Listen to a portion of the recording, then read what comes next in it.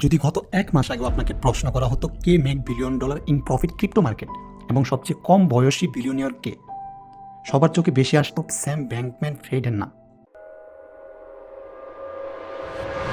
Okay, the guy you see next to me is the most generous billionaire in the world. 28 billion dollar, কিন্তু hero থেকে zero হতে সময় লাগলো মাত্র একদিন। রাতারাতি বিলিয়ন ডলারের কাছের ঘর ভেঙে দোষে গেল, আর ক্রিপ্টোকারেন্সিকে ফেলে গেল ইতিহাসের সবচেয়ে বড় ক্রাইসিস সিচুয়েশনে। চলুন জেনে নেওয়া যাক স্যাম ব্যাঙ্কম্যান ফ্রেডের ঢাবার চাল এবং সর্বস্ব হারানো মানুষের আদ্যপান্ত।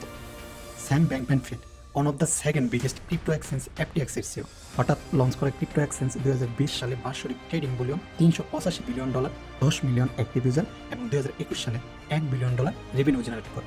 আর এসবের পিছনেই সে ফেলে আসতেছিল বিশাল এক পঞ্জি স্কেমের ফাঁদ। নিজের প্রচারণার জন্য স্যাম ব্যাঙ্কম্যান ফ্রেড প্রথমে টার্গেট করেন ফাইন্যান্সিয়াল সকল নিউজ মিডিয়াকে। পেইড প্রমোশনের মাধ্যমে প্রচার করেন তার million million dollar charity donation campaign, political donation news, যার মূল উদ্দেশ্য ছিল ইউজারদের বিশ্বাস অর্জন এবং US বাইডেন সরকারের পলিটিক্যাল শেল্টার। এই সময়ের মাঝে সে লঞ্চ করে আলামেদা রিসার্চ নামে ইনভেস্টিং ভেঞ্চার ফার্ম, আর এখান থেকেই পঞ্জি স্কিমের খেলা শুরু। And he wants to donate all of it to charity.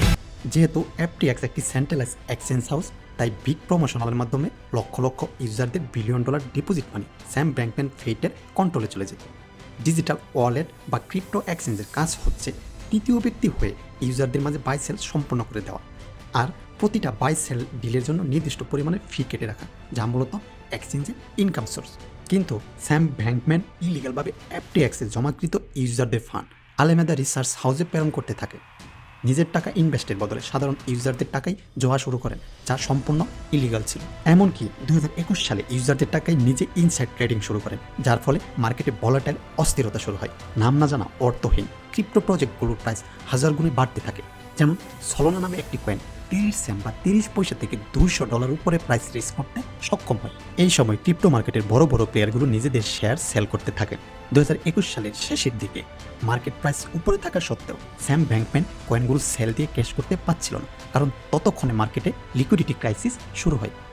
Liquidity ক্রাইসিসের কারণে বিলিয়ন ডলারের ক্রিপ্টো হোল্ড করে রাখতে হচ্ছিল, যা ছিল খুবই পেইনফুল। রাশিয়া ও ইউক্রেন যুদ্ধ এবং মাইক্রো ইকোনমিক্স কন্ডিশন খারাপ হওয়ার ফলে দ্রুত মার্কেট ডাউন হতে থাকে। এই মাসের প্রথম দিকে আলামেদা রিসার্চের ব্যালেন্স শিট অনলাইনে লিক হয়, হয়তো কোনো হ্যাকার এর সাথে জড়িত।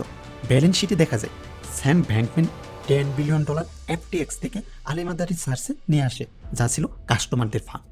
FTX-এর $16 বিলিয়ন কাস্টমার ফান্ড, যা গ্রাহক চাহিবার মাত্রই ফেরত দেওয়ার কথা। এর বিপরীতে $6 বিলিয়ন লাইবিলিটি ছিল মাত্র। $10 বিলিয়ন লিকুইডিটি ঘাটতি দেখে মার্কেটে আতঙ্ক ছড়িয়ে পড়ে।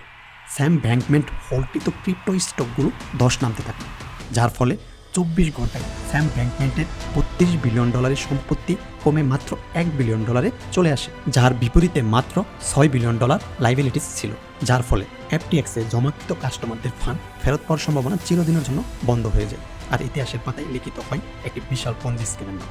স্যাম ব্যাঙ্কম্যান ফ্রেড হয়ে গেল জনপ্রিয় হিরো থেকে জিরো এবং একজন ঘৃণিত ব্যক্তি।